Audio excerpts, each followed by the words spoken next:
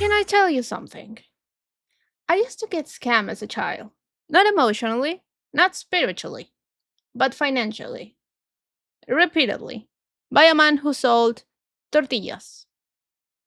Which, if you think about it, is a very humbling origin story for a fallen angel.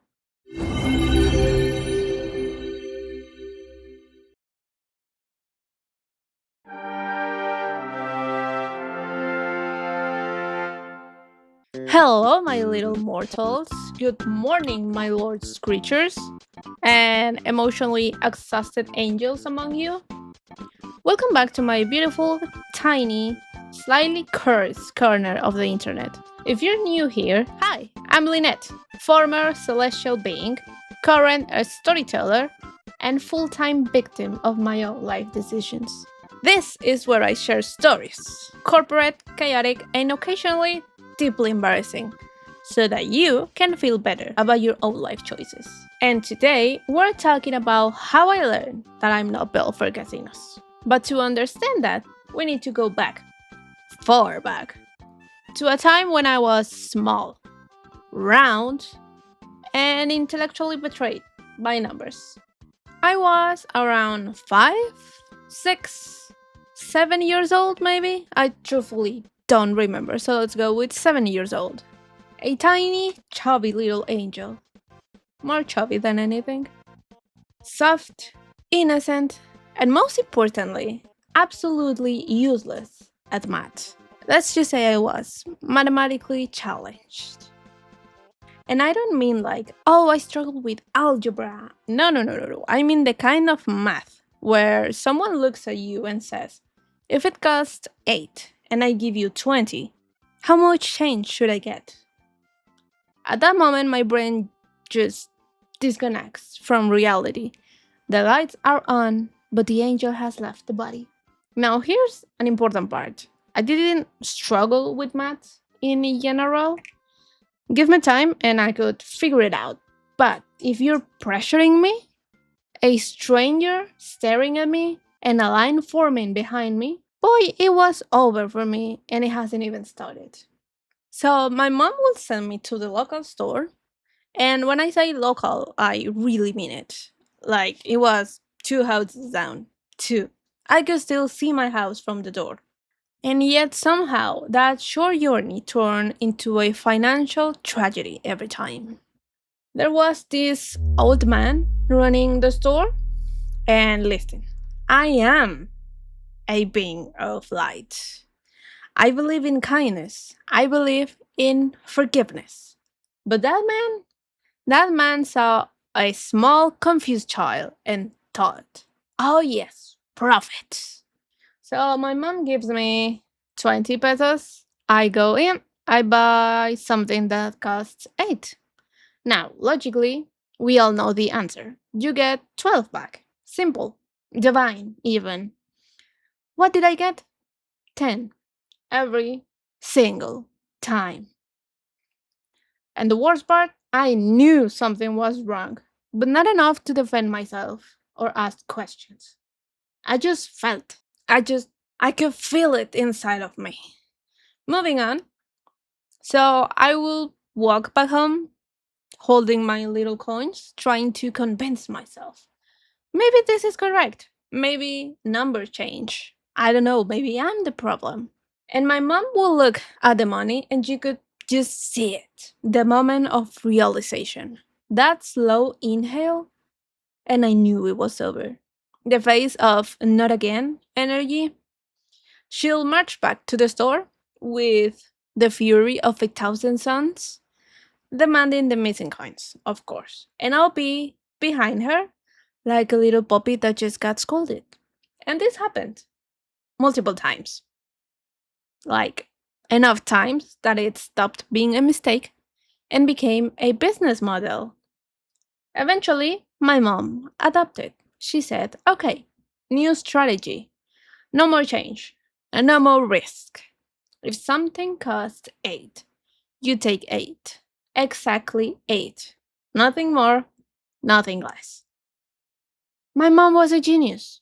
Problem solved, right? Wrong. Why? Because this old, saggy man was committed. If he couldn't scam me with change, he would try something else. Wrong items, accidental swaps, creative accounting. He was experimenting, innovating.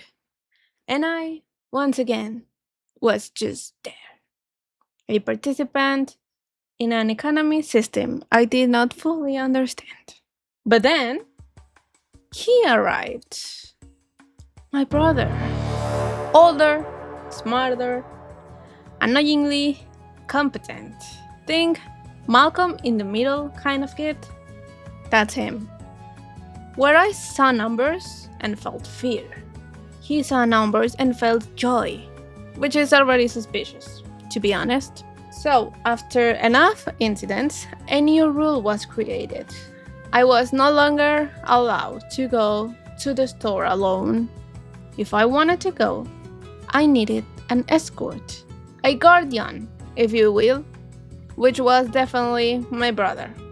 And the first time we went together, it was beautiful. The old man tried it again, gave me the wrong change, same move, same scam, but this time, before I could even process what was happening, my brother just snatches the coins, counts them, looks him dead in the eye, and says, "Hey, old man, you're missing 3 coins." Silence. And I'm standing there like, wow. So this is what power feels like. And it kept happening. Every attempt the old man tried to scam me, it would get blocked and exposed by my brother. I was no longer prey. I was protected property. Years later, and I mean years later, the second man comes to my mom and confesses. And he says, and I quote, "I cannot mess with that kid. I cannot, for the love of God, steal not even a coin from him." This is the most beautiful, weirdest compliment anyone has ever given my brother. And if you're wondering, that man is very dead now. He's no longer with us, and the store is run by a lovely person now, kind and honest. And let's remember that I'm older now. Still sometimes really slow at maths, but now I double check. And I like to call it my positive character arc. Right now, hold that image in your mind. Me equals bad at numbers. Brother, he's a mad cat. Because this dynamic continues.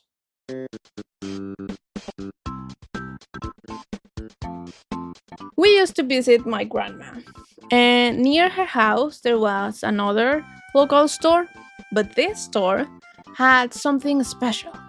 Little machines, mini gambling devices for children, and we loved them. We loved spending our time there like every other kid.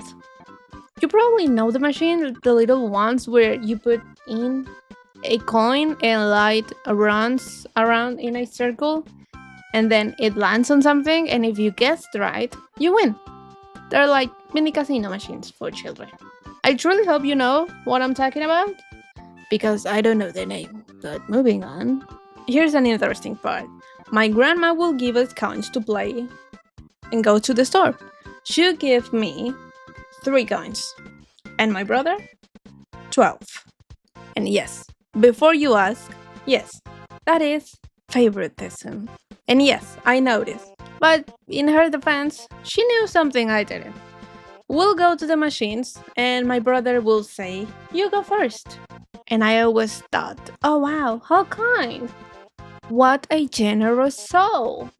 I always thought my brother did that because he loved me. How young and full of hope I was. No, he made me go first so he could watch me lose and memorize the game patterns while I was busy being sad about my 3 disappearing coins. I was the little sister-shaped distraction. And then he'll walk in with his 12 coins, play for maybe 15 minutes, and walk out with 100 coins. I'm not even joking. Sometimes even more. The store owner hated him. I just know he did. That man probably had a picture of my brother behind the counter with a little dartboard.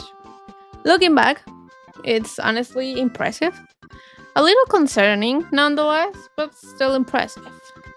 Thinking about all of this, if you ever had a sibling like that, or if life has ever made you feel like the test version of someone else's success, you're in the right place. And if you enjoy these kind of story times, the chaotic ones, slightly painful ones, and the why did this happen to me, you can subscribe. Stay here. We rebuild slowly and with a little bit of humor. Now, fast forward to last week. My brother calls me, invites me to a casino that open nearby, says he'll pay for my food, and that he doesn't want to go alone. I already knew. This is a bad idea, but he said free food, and I just went, I'm listening. We get there, lights everywhere, drinks, food, hope, and little sounds from the machines. That sounds like when you're in Duolingo's app. My brother walks in with a plan. Only brings 1,000. Let's remember pesos, not dollars. And that's it. No more. Plus my food, of course. I just went in with 50. My focus was to eat. And I'm a woman of honor. And I need to respect my word. Sat on a machine, played a little bit, and the time flew. 1 hour or so later, my brother returns. You know how much he walked away with? Almost 4,000. Meanwhile, I looked down at my machine. Let's remember that I started with 50. Now I have 4. Just 4. Well, hey, not 0, so I consider it a huge success. After we got home, I swear I couldn't sleep thinking in that moment. Everything became clear. God, or whoever is in charge of skill distribution, looked at our family and said, nope, you only get one. One person who understands probability and can win. And the other one, well, she'll be funny. So no, I am not built for casinos. I still had a good time and I still got free food. You don't have to be good at everything. In fact, you don't even have to be good at most things. You just have to be here, showing up, losing your 3 coins, and laughing about it later. Maybe, just maybe, you have a brother who will share his winnings, or at least buy you dinner. My brother still doesn't know I told this story. He will find out one day. He will be annoyed. That's a future video, probably. And remember to keep your light shining, take care of yourself, and help the other when you can, and count your coins. And trust not Tortilla Man. Bye bye!